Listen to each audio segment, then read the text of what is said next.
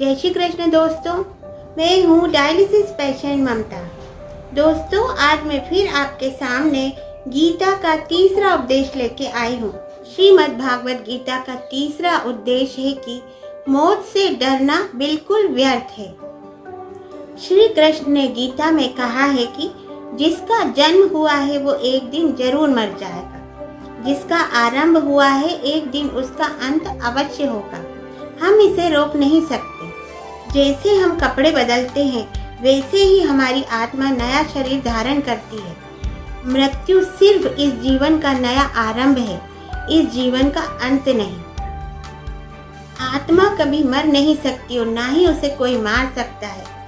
फिर भी मृत्यु का डर मनुष्य को सदैव लगा रहता है। मौत का दुख भी इंसान को सबसे ज्यादा होता है। एक पेड़ में दो पक्षियों का जोड़ा रहता था। उन दोनों को एक दूसरे से बहुत प्रेम था। उन दोनों ने साथ जीने की कस्में खाई थी।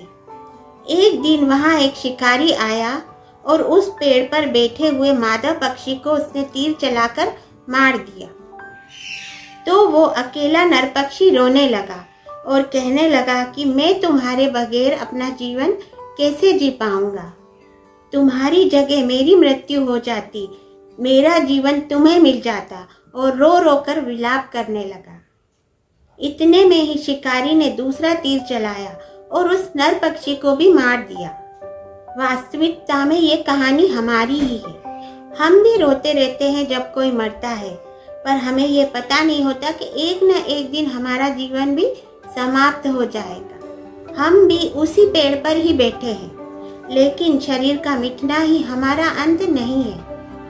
श्री कृष्ण ने अर्जुन से कहा कि हे अर्जुन, तेरे और मेरे अनंत जन्म हुए, लेकिन तुझे कुछ याद नहीं है और मुझे सब याद है। जो व्यक्ति इस सत्य को समझ ले कि मैं इस संसार में यहाँ कुछ समय के लिए ही आया हूँ, तो उसके जीवन के सारे दुख, सारे झगड़े और सारी चिंताएं समाप्त ही हो जाएंगी। जब संसार से जाना ही है तो दुख किस बात का।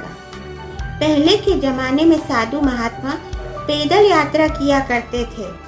तो एक साधु यात्रा करते करते एक नगर में पहुंचे और वो बहुत थक गए। तो उस नगर में उन्होंने एक महल को देखा और उस महल में जाकर विश्राम का सोचा और वो उस महल में जाकर सो गए। तब उस महल का राजा पहुंचा। तो वो अपने पलंग पर उस महात्मा को सोते देखकर बहुत हैरान हो गया और उस महात्मा से पूछने लगा कि तुम मेरे महल में कैसे घुस आए हो और मेरे बिस्तर में सो रहे हो। तो महात्मा ने राजा से प्रश्न किया कि तुमसे पहले इस महल में कौन रहता था। तो राजा ने कहा कि मुझसे पहले यहाँ पे मेरे पिताजी रहते थे। तो महात्मा कहने लगा, ये तुम्हारा महल है, मुझे तो लगा कि ये धर्मशाला है। तो राजा ने कहा, तुम्हें ये कैसे लगा कि मेरा महल धर्मशाला है और उससे पहले मेरे दादाजी यहाँ पे रहते थे। महात्मा ने राजा से फिर से प्रश्न किया कि तुम हमेशा यहाँ पे रहोगे कि तुम्हारे बाद और कोई यहाँ पे रहेगा। तो राजा कहने लगा कि मेरे बाद मेरा पुत्र यहाँ पे रहेगा। तो महात्मा राजा से कहने लगा कि जिस घर में रहने वाले बार बार बदल जाते हैं उसे तुम घर कैसे कह सकते हो, वो तो धर्मशाला ही है।